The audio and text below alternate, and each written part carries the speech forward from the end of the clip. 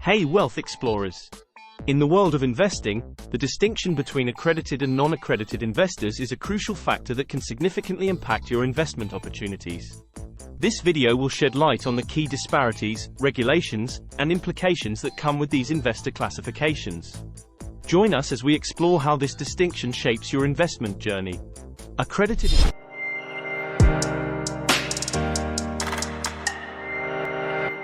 investors and non-accredited investors are terms commonly used in the context of securities and investment regulations. These terms determine who can participate in certain types of investment opportunities. Here's an overview of the differences between accredited and non-accredited investors. Accredited investors. Definition: accredited investors are individuals or entities that meet specific criteria set by regulatory authorities, typically in the context of securities offerings. Criteria for individuals. To qualify as an accredited investor, an individual must typically meet one or more of the following criteria. Have an annual income exceeding a certain threshold, often $200,000 or $300,000 with a spouse, for the past 2 years with an expectation of the same income in the current year.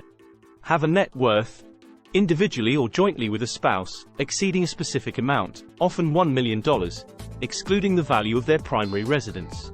Entities. Certain entities, such as trusts, partnerships, corporations, and certain types of retirement accounts, can also be considered accredited investors if they meet specific criteria. Investment opportunities. Accredited investors have access to a wider range of investment opportunities, including private placements, venture capital, hedge funds, and other investments that are not available to non-accredited investors. Regulatory context. The criteria for accredited investors are defined by regulatory bodies like the U.S.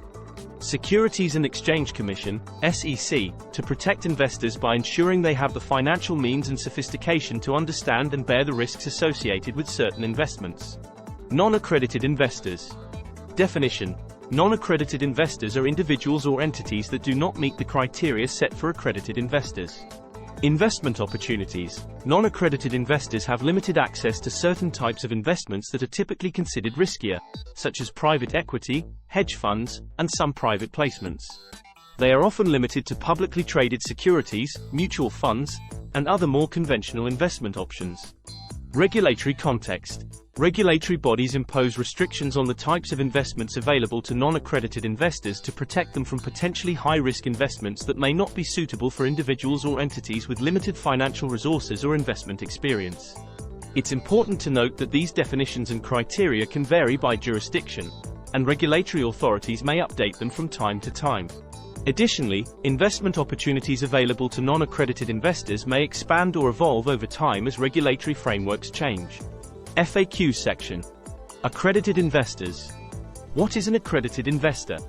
An accredited investor is an individual or entity that meets specific financial criteria set by regulatory authorities, making them eligible to participate in certain types of investment opportunities typically not available to non-accredited investors. What are the common criteria for individual accredited investors? Common criteria for individual accredited investors include having an annual income exceeding a certain threshold, e.g., $200,000 individually or $300,000 jointly with a spouse for the past 2 years, or a net worth exceeding a specific amount, e.g., $1 million, excluding the value of the primary residence.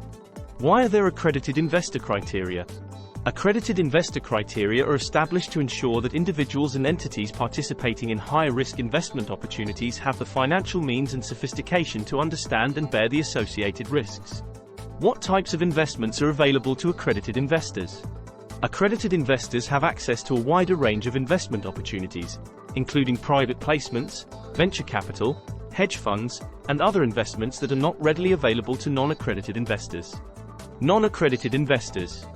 Who qualifies as a non-accredited investor? Non-accredited investors are individuals or entities that do not meet the criteria set for accredited investors.